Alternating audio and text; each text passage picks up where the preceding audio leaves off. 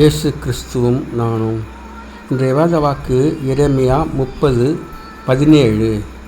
நான் உனக்கு ஆரோக்கியம் வரப்பண்ணி உன் காயங்களை ஆற்றுவேன். அன்பான சகோதர சகோதரிகளே, ஆண்டவர் நம்முடைய காயங்களை கட்டி ஆற்றுகிறவராக இருக்கின்றார்.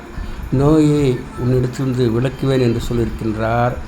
நானே உன் பரிகாரியாக கர்த்தர் என்று இஸ்ரவேலுக்கு ஆண்டவர் வாக்கு கொடுத்திருக்கின்றார்.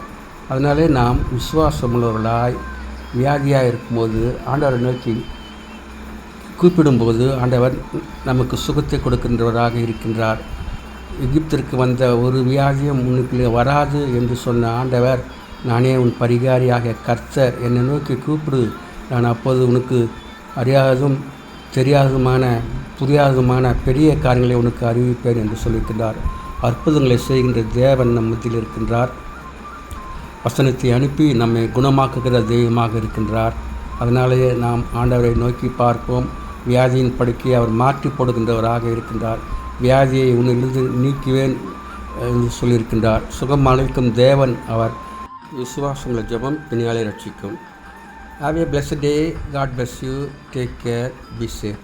Give heart to God and to man. Please subscribe, like and share it. Thanks for watching.